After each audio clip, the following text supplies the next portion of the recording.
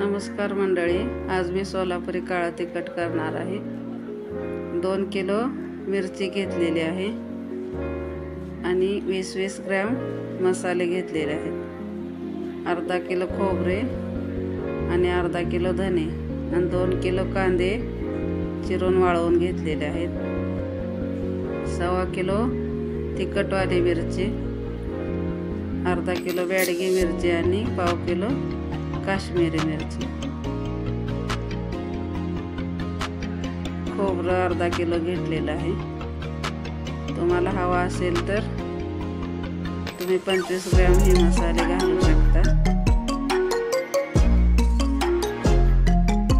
मसाले निवडून स्वच्छ करून घ्यायचे आणि एक एक करून भाजून घ्यायचे।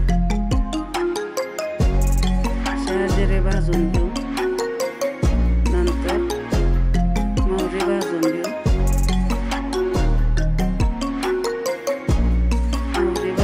आहे।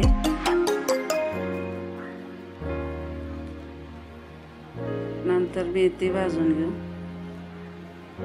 मेथी भाजून झाल्यानंतर लाल फूल भाजून घेऊ। दालचिनी भाजून घेऊ।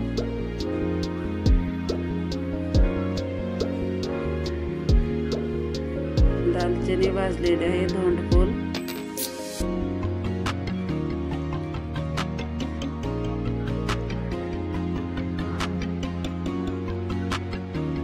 नागकेशर,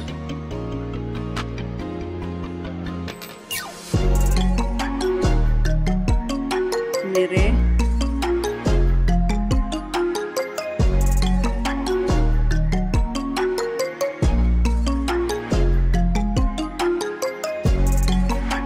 आणि जिरे भाजून घेऊ।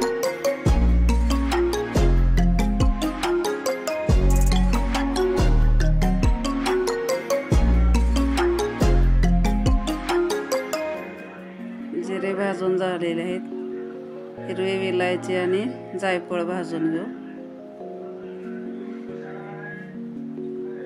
लवंगा भाजून घेऊ आणि खसखस मंद आचेवर परतून घेऊ। तमालपत्र भाजून घेऊ।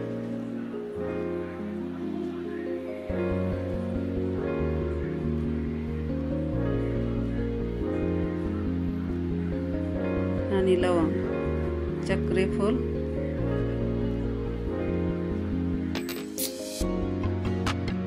मसाला वेलदोडा,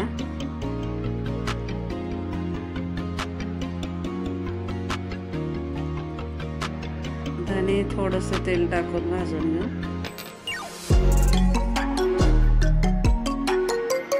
खोबरंही कमी तेलातच भाजून घ्यायचं।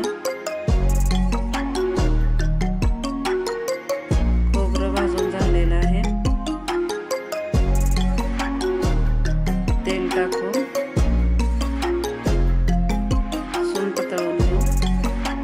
सुंठ तळून झालेली आहे। खडा हिंग तळून घेऊ।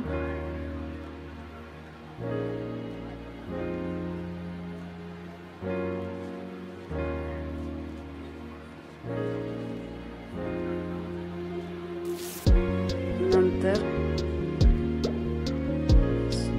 हळद हळकून टाकून तळून काढू। नंतर कांदा गोल्डन कलर येईपर्यंत परतून घेऊ। कांदा परतून झाल्यानंतर मिरची भाजून घेऊ।